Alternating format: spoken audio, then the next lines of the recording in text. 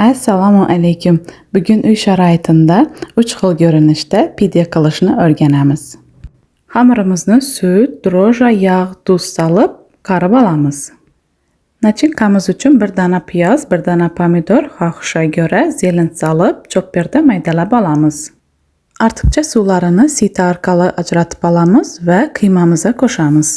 1 osh qoshiq tomat, xohishga ko'ra ziravor va tuz solib qiymamizni tayyorlab olamiz. Xamirimizni kichkina zolachalarga bo'lib, ovalniy shaklda yoyib olamiz. Ichini nachinkamizni solib, videoda ko'rsatilganini etib bukib olamiz.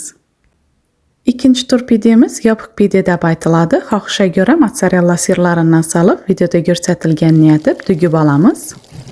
Uchinchi ko'rinishdagi pidemizning ustiga pishib chiqishina yaqin mozzarella sirlarini solamiz. Pidemizni yanına limon, pomidor va zelinli piyozlarimiz bilan dasturxonga tortamiz. Yoqimli ishtaha!